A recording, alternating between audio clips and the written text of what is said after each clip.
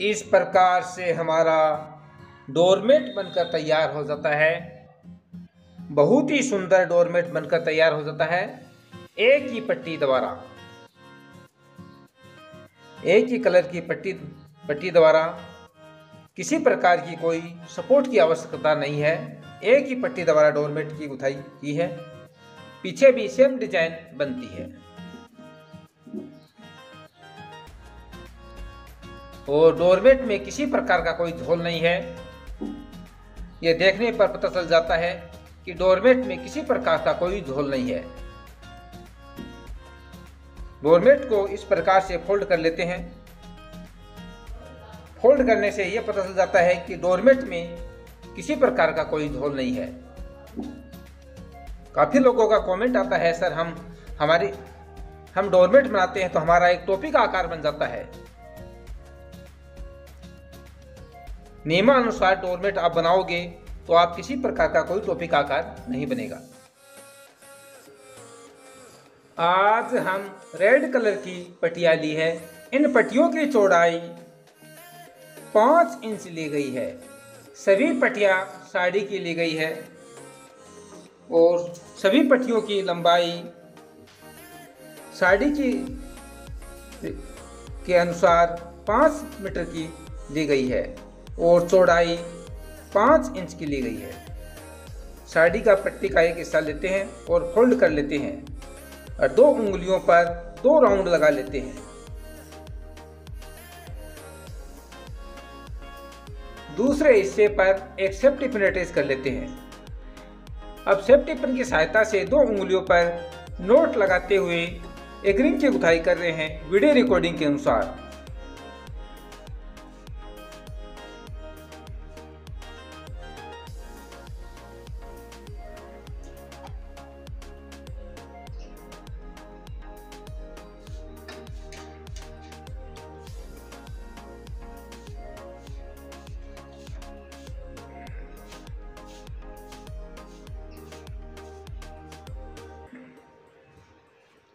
इस प्रकार से चारों ओर नोट लगाते हुए एक रिंग की गुथाई कर लेते हैं।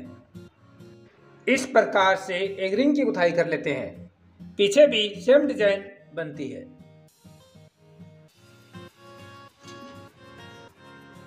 इसको फंदे बोलते हैं, इसको लूप भी बोलते हैं। इसके अंदर के ही साड़ी की पट्टियां निकालते हैं डोरमेट बनाने के लिए। एक ही पट्टी द्वारा डोरमेट की गुथाई करेंगे और किसी सपोर्ट की आवश्यकता पट्टी की नहीं लेंगे। एक ही पट्टी द्वारा डोरमेट की गुथाई करेंगे। यह हमारा पहला राउंड शुरू है और पहले राउंड में एक फंदे में 2 फंदे निकाल देंगे।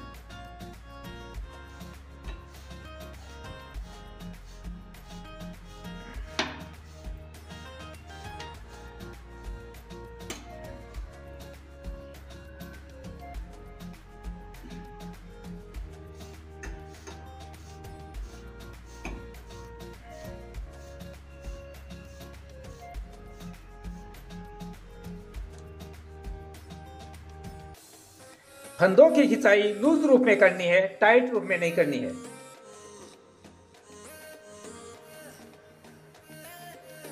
अगले फंदे में एक फंदे में 2 फंदा निकालेंगे।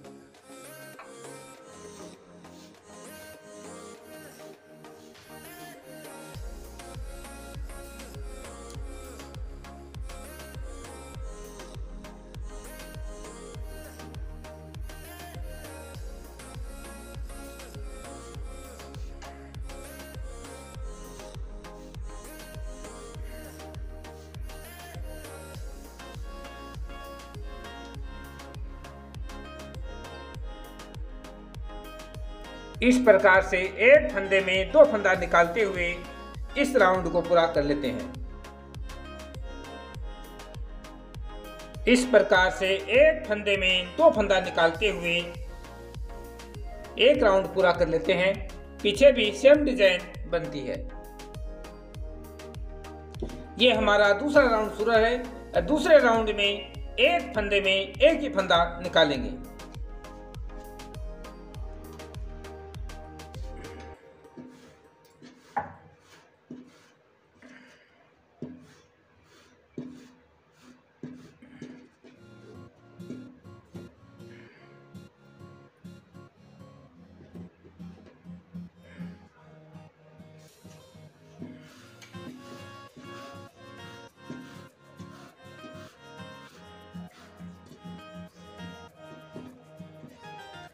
इस प्रकार से एक फंदे में एक ही फंदा निकालते हुए 3-4 राउंड लगा लेते हैं। जब फंदों का आकार भर जाता है तो उस राउंड में एक फंदे में 2 फंदा निकालेंगे।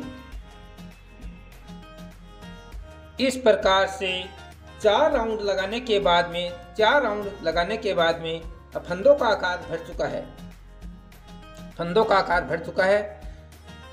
जब फंदों का आकार भर जाता है तो डोरमेट में एक टोपी का आकार बनने लगता है। अब इस टोपी को आकार को रोकने के लिए, डोरमेट को झोल को रोकने के लिए इस राउंड में एक फंदे में 2 फंदा निकालेंगे।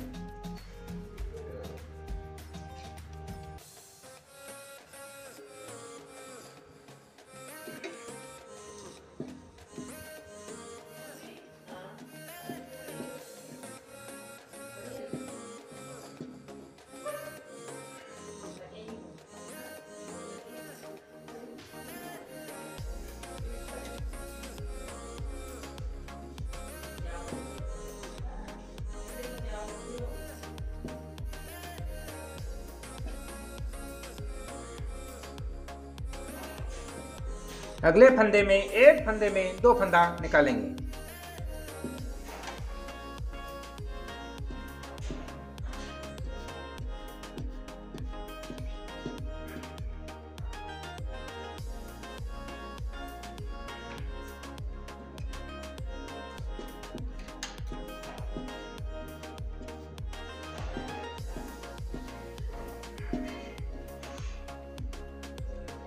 इस प्रकार से एक फंदे में 2 फंदा निकालते हुए इस राउंड को पूरा कर लेते हैं। इस प्रकार से एक फंदे में 2 फंदा निकालते हुए राउंड पूरा करने के बाद में फंदों का आकार हाफ हो चुका है। अब डोरमेट में किसी प्रकार का कोई झोल नहीं है। अब इस राउंड में एक फंदे में एक ही फंदा निकालेंगे।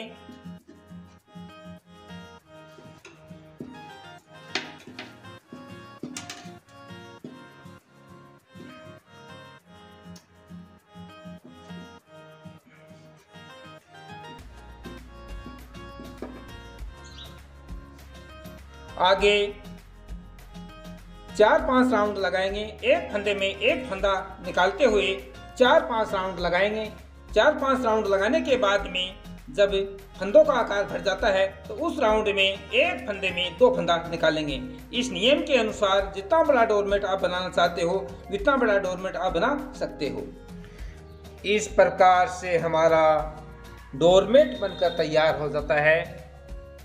बहुत ही सुंदर डोरमेट बनकर तैयार हो जाता है। एक ही पट्टी द्वारा, एक ही कलर की पट्टी द्वारा किसी प्रकार की कोई सपोर्ट की आवश्यकता नहीं है। एक ही पट्टी द्वारा डोरमेट की गुथाई की है। पीछे भी सेम डिजाइन बनती है और डोरमेट में किसी प्रकार का कोई झोल नहीं है। यह देखने पर पता चल जाता है कि डोरमेट में किसी प्रकार का कोई झोल नहीं है। डोरमेट को इस प्रकार से फोल्ड कर लेते हैं। फोल्ड करने से यह पता चल जाता है कि डोरमेट में किसी प्रकार का कोई झोल नहीं है। काफी लोगों का कमेंट आता है, सर हम डोरमेट बनाते हैं तो हमारा एक टोपी का आकार बन जाता है। नियमानुसार डोरमेट आप बनाओगे तो आप किसी प्रकार का कोई टोपी का आकार नहीं बनेगा।